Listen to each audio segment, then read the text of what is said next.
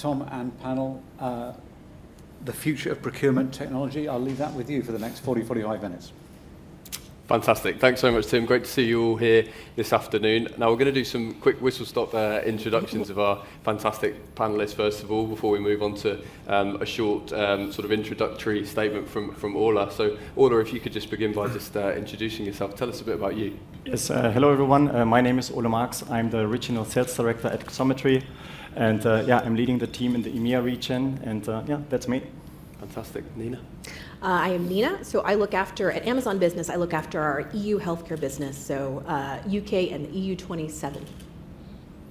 Daniel? So my name is Daniel. I'm leading the procurement function in Access, which is like multi-asset broker. It's more related to the trading industry. Marcin? Hi, my name is Marcin Greslo, and I'm Sourcing PMO Director. I lead the cross-functional programs in sourcing, and before that I was in widely sourcing operations. And Matt, finally. Hi, everyone. Matt Everett. I lead procurement at Regeneron. We're about a $60 billion pharmaceutical company based in New York and around the world. Fantastic. Our panelists, everybody. So, Ola, I'll leave it with you to kick things off. Yeah, thank you very much. Yeah, I will stand up. It's maybe a bit better for me. Thank you very much for the warm welcome. And you might wonder, so because I'm from sales, those ladies and gentlemen are rather from procurement. My experience is 20 years in sales, but also, within 8 years in the procurement sector. So therefore, I think it's always quite interesting to challenge also procurement sales. It's always a big challenge, but also a lot of fun. Just to give a quick introduction about Xometry. So my EMEA team serves mainly manufacturing customers around the world. We have from small and medium-sized clients, but also enterprise customers using our platform. And through our marketplace and our service and partnership, we are supporting our customers from a day-to-day business. But next to that, what is very important for us is to grow our partnership with our supplier network. So that means we are currently facing more than 10,000 suppliers around the world, supporting our customers, and more than 2,500 in Europe. And we are here today to show you how our on-demand manufacturing platform will be a powerful partner in sourcing the custom parts our customers need. And of course also how technology can be a catalyst in moving our entire section forward. The event focuses on digitization of supply chain, and this perfectly fits with our core mission at Xometry. And to give you, let's say, 4 benefits, our customers see when they use Xometry. Of course, our AI-driven marketplace, first of all. Secondly, our huge supplier network. Of course, every customer who is working with Xometry can participate from a huge supplier network. And then we are having 8 ways. So typically we are saying technologies, but we have 8 ways of producing custom parts. And this is, for example, CNC machining, injection molding, 3D printing. And of course, we have a wide range of further technologies where we can support our customers. And last but not least is our service. Of course, we make sure that everything is under cost control, but also on time when it comes to delivery. And as we look at the next decade, we strongly believe that industrial procurement will fundamentally reshape by 3 key trends. So the first, accelerated AI integration. So we are moving far beyond basic optimization to strategic functions, like automated negotiation and multi-supplier management. So this integration will heavily support you and your supply chain management, and shifting the focus from manual and repetitive tasks to high-level strategic decision-making. And AI is a very important part here because AI-powered systems will be able to analyze vast data sets, predict market fluctuation, and identify optimal sourcing strategies. So this leads to significant cost savings and improved efficiency. And therefore, this is also very important, this will free up human talent. So to focus on innovation, building relationship, and navigating complex projects. So that still requires an important human factor and their experience and expertise. So secondly, gain immediate access to a global supply chain. So providing a clear, transparent, and real-time insights even within the complex networks. So and imagine if you could expand your supplier network much quicker and simpler to better fulfill your needs. Because a diverse range of suppliers is necessary to be successful on the market. And finally, an increased focus on resilient and robust supply chains. We are already seeing a rise in multiple sourcing. So spreading investments, activity, and cost and resources across different areas in order to identify risk and increase your chance of completing your project successfully and on time, and of course, in budget. So the whole process is strongly supported by AI-driven applications to prevent disruptions before they even occur. So yeah, our goal is being here today and of course also yesterday to inspire you a new way of thinking. So we are here to share the impact of AI and to showcase how our platform, that is not just a tool, it's really a strategic enabler for advanced procurement in the manufacturing world. So we want to engage with you, we want to listen to your challenges, but also we want to inspire you to embrace a new technology that helps substantial value and cost control. Yeah, that was just a quick introduction. Thank you for your time. And yeah, if you want to know more about Xometry, please feel free to come to our booth. And yeah, thank you very much and looking forward to the discussion. Paula, thank you so much for kicking things off for us today. Now, the future of procurement technology, we could probably be here all day, to be honest with you, with this discussion. But Nina, I'm going to get you to kick things off in a pretty obvious place, I suppose, and that's AI, which has of course come up time and time again over the past couple of days. AI clearly is accelerating change in procurement and beyond procurement, of course. But looking back, has it surprised you just how much it's impacted the procurement space over the past couple of years? Yes, I think because it's gone quite fast, hasn't it? I feel like we lived in a world where AI was something we all knew was important, but it's a little bit amorphous. Maybe we can't all identify exactly what it does for quite some time. Two, over the course of, like you said, just a couple of years, it's now embedded in our actions as Amazon employees, our day-to-day, through tools, through processes, and already very much embedded in the day-to-day experience of our customers. And just in case you guys don't know who we are, I'm hoping you know who Amazon is, but Amazon Business is the B2B version of Amazon, so consider that selection and experience, but with additional features and services for our business customers. And already on my team, for example, we've gone from knowing it's coming to a variety of tools that we are all using for different customer needs, and not even just that, we're tracking how we use those tools. We're putting the onus on ourselves to make sure that we adopt and are using them in the right ways. And then to that point on the daily customer experience, there are so many things that go on your Amazon experience that you guys don't see. So for example, already we have AI-empowered smart search that when you type in pen into an Amazon search bar, be it consumer or business, it's not just pulling up all those results in, I don't know, some kind of alphabetical or assigned ranking order, but it's already taking into account what your past spend is, what is your organization buying, what do other people in your industry purchase as well. So all of that's already going into the background, and it still feels like it's very much the beginning. Mm-hmm. Dania, over to you. Have you been surprised by the pace of change? Not exactly. I think for the last years there are so many discussions about that. But what I like, and by the way, there are some previous sections what I heard that not all the, let's say, AI tools are really successful. But I believe, that the progress is not staying in one place; it's progressing so fast. And I'm sure that, within the 5 years we will see big differences in many fields. So, and from my point of view, we just need to learn, we need to adapt and try to use, properly, rightly use, all these tools. And I think this is the future. Martin?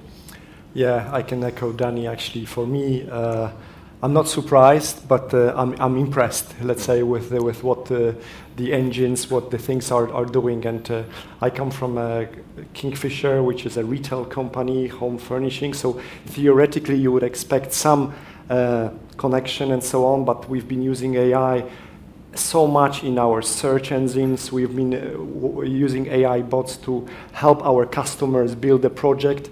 So we really started on really showing the customer and helping the customer how to help them. And so that we use it for our discounting. We are using it for this personalization. And again, so many opportunities. And I think it's just the beginning, because we see this going more and more into details, more and more into other areas, not only facing the customers, but facing our vendors, facing our internal teams as well. So I think this really is just the beginning, yeah. Mm-hmm. And Matt? So I wouldn't say I've been surprised as to the pace to date. I think we are all going to be surprised at the pace over the next few years. I think we are just starting to organize our data, organize our systems, and dabble with AI at different levels across the stage in other companies in ways that we haven't in the past. And I think once we've gotten our data in order, once we've figured out the processes that we're looking for AI to help us transform or accelerate, I just think the pace is going to continue to pick up over the next few years. Where if we're surprised today, I think in 3 to 5 years, we're just going to be more than surprised. And Ola, finally? Yeah, no, of course, I also think quite impressed, let's say, what AI can do for us. And it's also to see that how can AI use as an accelerator in our current platforms. So I can remember the times even when we talked about, okay, software is the new thing. So now we talk about AI. So what I think is AI is just, let's say, really on top of our Salesforce, of our software solutions we are all using. And even here we are still not where we need to be, let's say. So even here in the software world, let's say there's a lot of room for improvement, and AI is already there. We can already use it, and yeah, like you all said, it's how can we use the data in our environment to make most out of it. Fantastic. Danny, Matt obviously mentioned, looking ahead at what's to come over the next few years and how much AI will continue to enhance operations in procurement. What more might it have to offer from your perspective?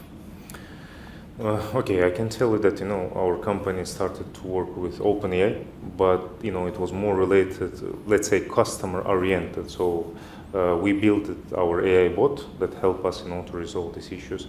I personally believe in agents AI tool. Like, this is something that I'm looking for, and I think this is something that can really help us. Like, for now, like myself and my team, we are using like all the well-known tools like GPT, Gemini Pro, and like Slack also will soon launch a new AI tool. So like all of these things is already, I believe, daily use for us.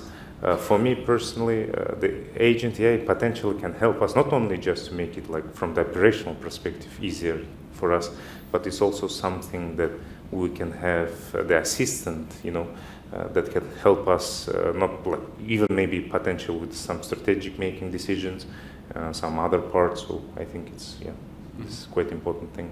Absolutely. And Marcin, agentic AI on the agenda for you at Kingfisher? Yeah, definitely. I mean, I think this one and generative AI, I think it's coming in as a future. I mean, we've been using it and then really helping us to, my area is very much on their own brands, and we have roughly 50% of our own brands. So product development and relationship with the suppliers are really extremely important. So this is what we are really using this for, helping us with the negotiation, helping us with the market intelligence. That's definitely where we see it's coming. Obviously, we've implemented inside Copilot, and then we've partnered also with Coupa on some kind of advanced tendering solutions, which also have the AI engines that are built in, and they are really helping us to build different scenarios, especially on some own brands products that we are tendering, where it helps us to choose the right partners basically with us. Yeah. Matt?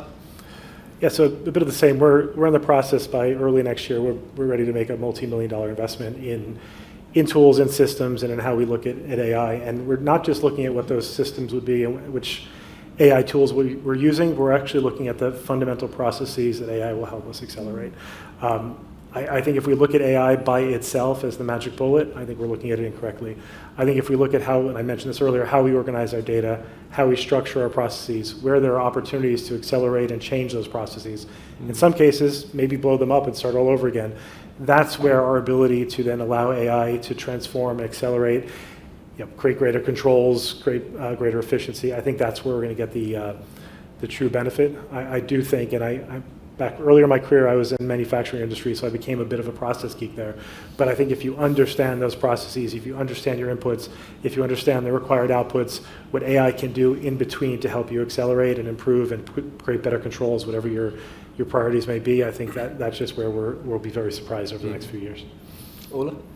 Yeah, I think, of course, we are also using AI in our ERP system, in our marketplace. Already, we see that our customers, and of course also the suppliers, they want a fast response. So it's always about speed. So we're using, of course, AI for our instant quoting. So customers using it to load up their files, and they get immediate response. But yeah, it's still at the beginning. But you have also, let's say, no other choice. You need to go that path, and to follow up with also, of course, to be competitive on the market, of course. And Nina? Yes. I mean, agents and assistive technology, we're Amazon, so that's always been forefront of the way that we think about it. I'm wondering if actually from an employee adoption perspective, right? Because we're thinking about this both in terms of our customers and how we serve them, and the AI that's going on in the background that enhances the tools that they are using from us. And then there's the AI that we're using in our own organizations to make our teams more effective. And I think, at least at Amazon, something very cool has happened where we proliferated very, very fast. And we have platforms within Amazon to help us build some of our own tools so that we can try and fail and take the things that work and make them mainstream. And I think when things are fragmented, they're really hard to use. And I wonder if, when we think about how our workforces feel about AI, if agentic AI is when the rubber meets the road. Because that's going to combine all those 17 different tools that you might be using into one interface. And that's what makes it approachable. Fantastic. I'm interested as well, something I want to cover here is investment in procurement technologies and really the thinking that goes behind that. There's a lot of choice right now when it comes to the procurement technologies available on the market. Martin, how do you go about picking the right tool? Yeah, well, maybe I start. I think yesterday Rob Turner was talking about 61 vendors that they've been talking to until they came with the right partner. So yeah, definitely this is one of the big things. And I believe it's all about really assessment and really getting very close to understanding what you need first. And probably maybe even some pilots as well. But basically, I think you need to know what you want to do. I like the approach, and we in Kingfisher, we actually adopted Coupa as well a couple of years ago. And then one of the things that we wanted to do as well is to make process adjusting or adjust our process to the system, not the other way around. Of course, you cannot do it all the way, but I think this is how you drive some efficiencies and you learn from the best. But at the same time, you need to, first of all, know what you need to do, make a proper assessment, and basically understand what is on the market, and run with proper partners. Yeah. Mm-hmm. Matt? Yeah, so I spend a lot of time with my team as they prepare for RFPs, making sure that we know exactly what we want so we don't get sold in the room with the supplier with what they're trying to sell us. And I think with tools and with AI and technology, we may have to break my own advice a bit. We do need to know what it is we're looking for. Mm-hmm. We do need to know what problems we're trying to solve or opportunities we're trying to create. But then I think we have to be really honest that there is so much we don't know. So we have to be open to what those tools and systems may bring to us that we don't even know they can bring. So I would take part of my advice, which is make sure we're very clear about the problem we're trying to solve, the opportunity we're trying to create, but then just be really open that there's pieces we don't know that will solve problems that we never thought we had or create opportunities we never thought existed. So kind of both sides of the same coin. But you have to have it in a path. You need to have a glide path. You need to have a schedule or plan that you're going to get some immediate value, get some midterm value, get some long-term value, and that value must be returnable to the company. in a cost, in an efficiency, in headcount, whatever it may be. We're fortunate, we're in a position of growth, but I don't want to grow just for the sake of growth. I want to make sure that when we hire great people, we're hiring those minds that can enable, automate, facilitate a lot of the simple processes that may have distracted us in the past, and then spend the majority of their time on that high value activity that's going to influence the business and create revenue, create margin for us in the future. So I think AI, or whatever the tool may be, will allow us to hopefully reduce the amount of manual, tactical, repeatable work, and have some of the great minds we've been fortunate to hire focus on the work that today, at least, only a human can achieve. Yeah. Ola, your thoughts? Yeah, I think it's important to understand the KPIs. Really to understand what is the goal you're looking for, and of course, what we also offer to our customers when we talk about how to use our systems. To say let's have, let's say, project A and project B, so you can better compare with each other to see. But of course, you need to set up the KPIs. You need to be very transparent and clear on the KPIs. But of course, you need also the people who are interested in that change, because that's in the end. So I said earlier that the human factor. So because they driving the change, beside all the technology, beside all the AI, and so on and so on. So therefore, it's very important. I would say really to have two ways. You can choose the new way and then the traditional way, and then you can better compare if you exactly know what kind of KPIs you're looking for. Yeah, Nina. I think those are all great points on specific business purpose and KPI. I really like that point you made around the investing in the tools that allow us to automate the most repetitive administrative tasks. And if I think about the way that we are prioritizing our investments, and I think you have to break that up into twofold. One, our investments with partners, right? Because we integrate with the Akupas and Aribas and our own customers' bespoke systems. So where are we investing? We're investing where customers need us most, right? So that's one easy answer. We build a lot of our own tools. So when we think about which tools we invest in, I think a lot of that is to your point around efficiencies, but also it's about we very deliberately choose the tools that are going to have the least friction and adoption. That's probably not surprising from an Amazon perspective when ease is kind of the name of the game. But I think it's really important because I think about change management and for example, when we invested in revamping and streamlining our bulk buy tool, right? So a lot of times our customers might need to buy. Here's one for you that was a recent one, about 100 medical mannequins, because I look after healthcare customers. Making that tool really easy, embedded into the account, no extra pages, and it actually, the evolution is, it predicts how much you need. It predicts the brands you might want based on what you've purchased and what similar hospitals are purchasing. So investing in the things that are going to be the easiest for people to adopt, because it's tough. Absolutely. Dania? Okay, from my side, let's say, for me, it's not the point to follow, the hypes, with AI, etc. For me, it's the point, I agree with colleagues, to understand your internal needs, what you're looking for. So when I came to my company, there is no procurement, so I built it from scratch. And I think that now, for example, the real case, let's say, in our company, we are on our way of the digitalization of the process. So which means that we are using also ERP system called Odoo, is Belgian one. The good thing is that you can customize based on your internal process. However, for me to be able to bring AI and agents or whatever, so you need to have the good ground, the clear data. You need to have the digital process. You shouldn't expect that AI will come and resolve all your issues, your gaps, etc. So you need to make sure that you create everything from A to Z, and then AI is more about, I think, assist you, support you, and in this case. Fantastic. Now, Matt, we'll start with you on this one.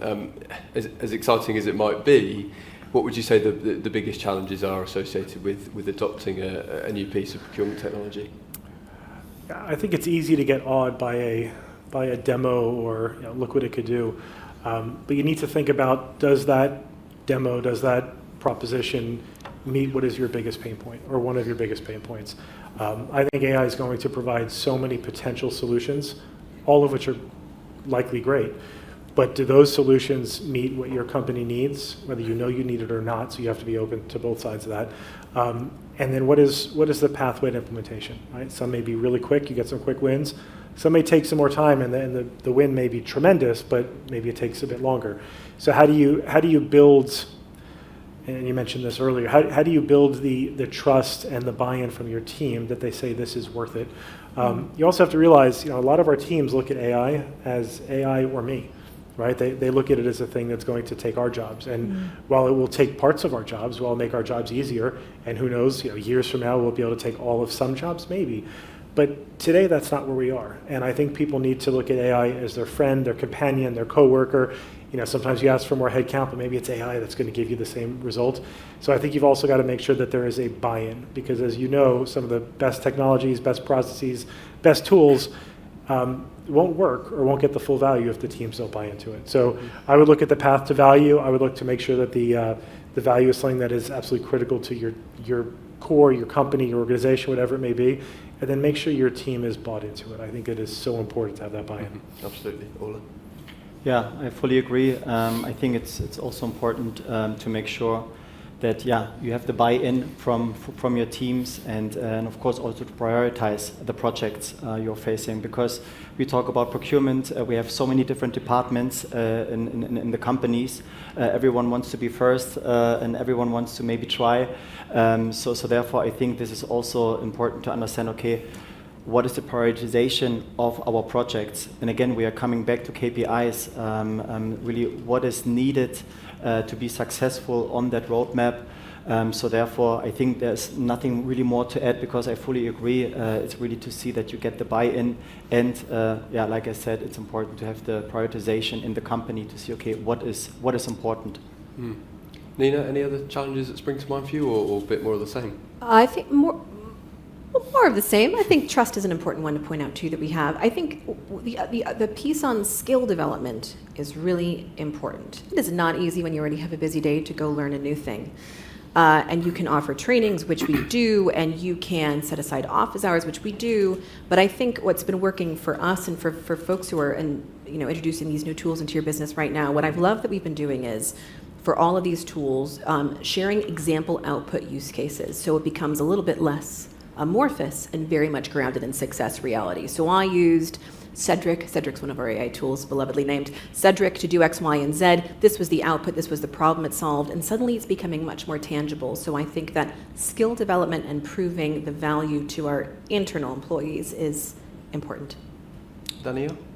I agree with the guys. I think it's not only from the theoretical perspective. It's about like practically how you can do that.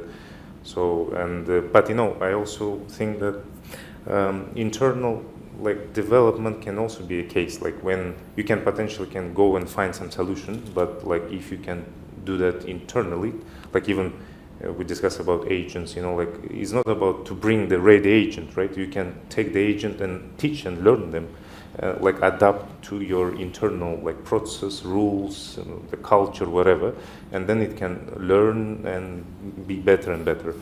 But I agree also that it's about everyday development for each of us, myself, my team. So we're not stopping any progress. I think it will help. And for me personally, we should worry about future. We need to focus on current technologies and how we can develop to be on the same way, to understand how the progress is going and try to implement. Yeah. And Martin, back round to you. Yeah, so I think a lot has been said already, but definitely I agree with change management and how do you go through the change with the team, how do you make sure that everyone feels comfortable with this, but at the same time everyone is clear what is happening, and how do you take your team with you on this journey. Like in every change, you have to go through the curve of change, and you have to take your team and the organization through it. The second thing is basically absolutely data quality and integration. So with every system, with everything that you're doing, with every implementation, how does it fit into the strategy of what you're doing? How do you make sure that you have at least at the most easy path, but at the same time you're making things easier? And then the last thing I would say is basically the return on investment. How do you make sure that what you are doing is actually adding and adding value, but also returning what has been promised. I agree with Matt that the companies will give a great demo, but then later on, you need to make sure that the integration, implementation is according to what has been promised, and then you're really able to see the return on this investment, which is crucial as well. Yeah. I think a lot of what's been said there ties in nicely with the next point I want to make regarding the human element of procurement technology adoption. Let's dive that a little bit deeper then. What can we actually do to ensure our procurement teams are ready to use emerging technology? Ola? Yeah, of course, like I said earlier, you need people who are, let's say, really interested to that change. They really would want to be part of that project because even, we said earlier, if you show a demo, it looks nice and simple, but then the implementation can be very difficult. So I said also earlier that the human factor is very important. So what we are also using at Xometry, for example, we are also having team space, so where we really add, let's say, more team members to that team. So finding a solution where, let's say, your procurement team or your engineers can, let's say, find a way together to working on a project. So because we are still working in silos, I would say. So in many companies, you're still working in silos and finding a way how to break those silos.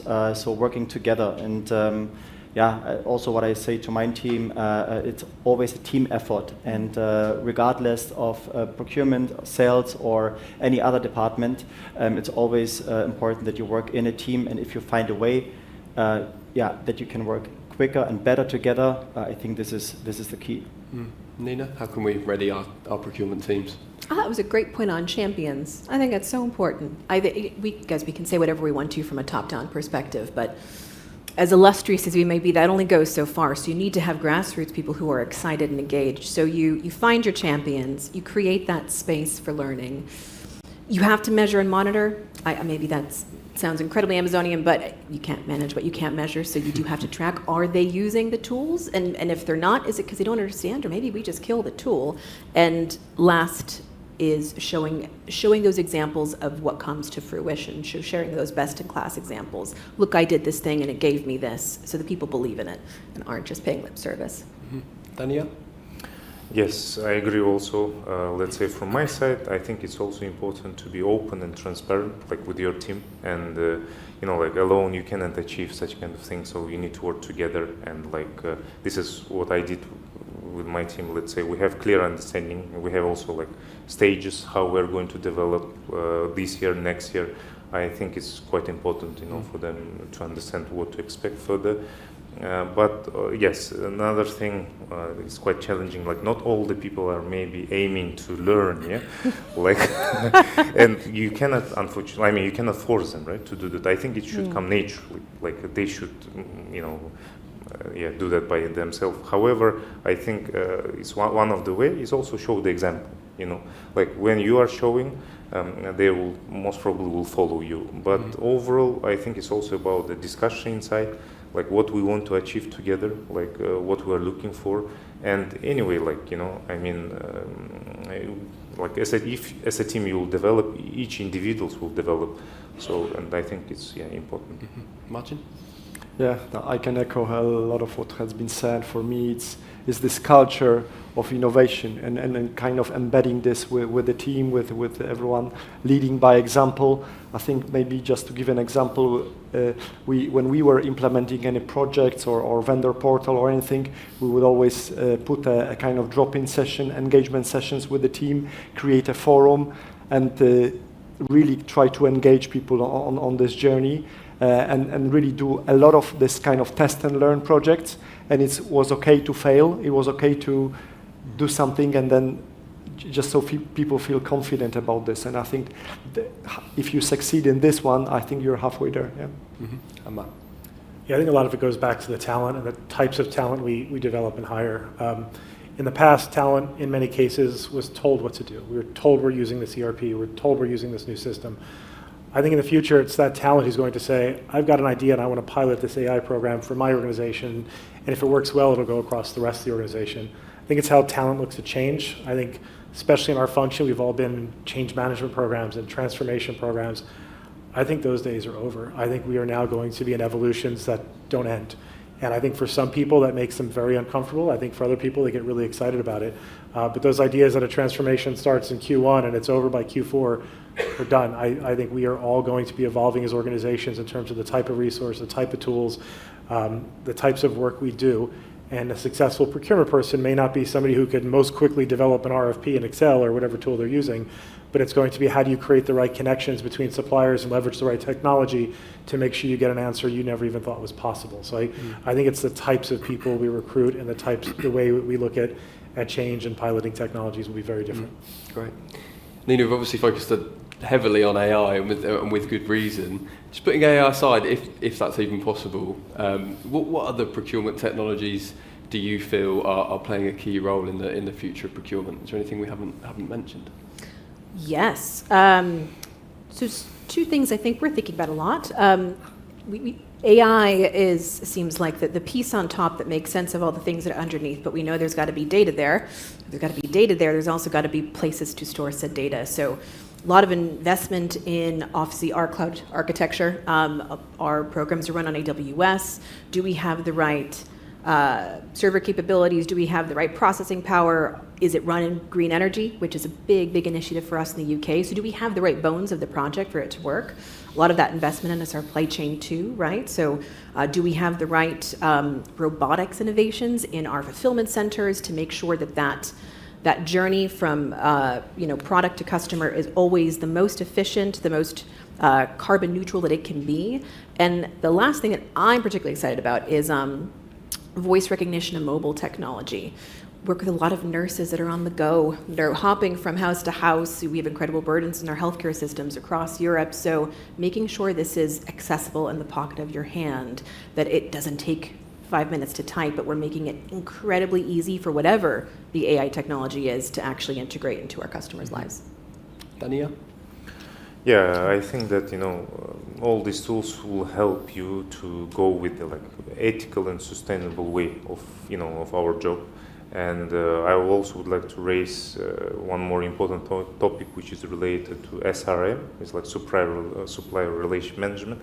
I think this is something that we also need to care, and there is a lot of opportunities on that, how you can deal with your partners, how we can analyze them, how we can improve your relationship with them.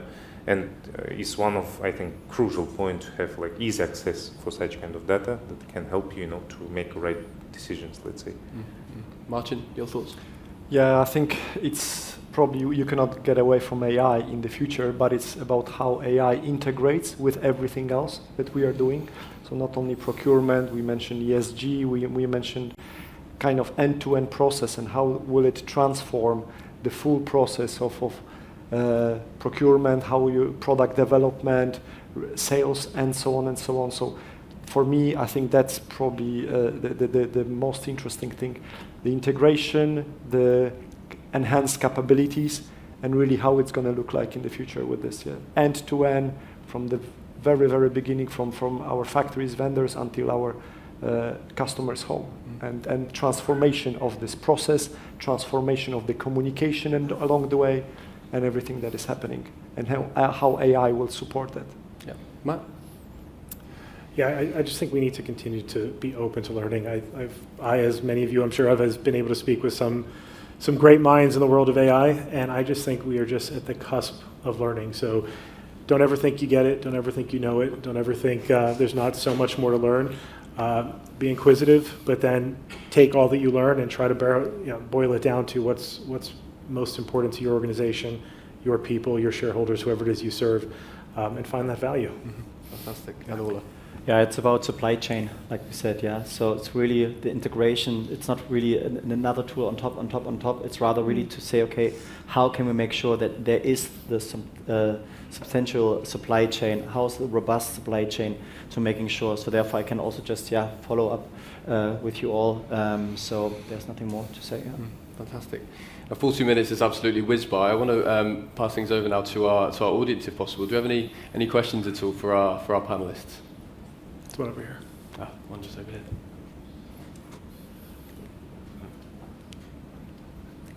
Hi everyone, I'm representing State of Flux, and one of the client challenges we get is or your category managers, your sourcing managers, and when you introduce another tool, they're like, well, I just want one tool to manage my suppliers. So how do you deal with that? How do you deal with the fact that, you know, like you said, there are so many different tools and, you know, there are integrations, and it's great to see the different technologies that are there and that work together, but how do you know, it's that change management piece, that how do you deal with encouraging, you know, do you think that it should be one platform, or do you think it should be, we should be encouraging the use of different tools for different things? Who wants to tackle that one?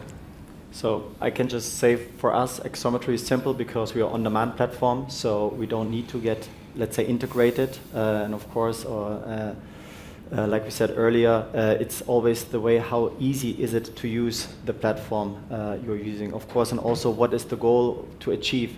So of course we are talking a lot with a lot of purchasing manager, and they challenge us. Of course they say, okay, what do you want from us? Because we are the procurement people. We know how to procure our parts, but there's always a way to challenge that. Especially again, we talk about supply chain. We have a massive supplier network, and of course we have much more access to those suppliers. And again, it's the way how easy it's to use, and of course if there is also, we talk a lot about, let's say, cost-driven decisions, but also valuable decisions. And at least, let's say, from a Axometry point of view, it's we don't need to get integrated or implemented. So therefore, for us, it's a bit easier. But I guess there are some other challenges, let's say, for some technologies that needs to be integrated. Fantastic. Now we are pretty much out of time. Thank you so much for joining us today. Thank you so much to our panellists. We are going to jump straight into a fireside chat in a moment with Jackie Rock, former Chief Commercial Officer at the NHS. But for now, our fantastic panellists, everybody.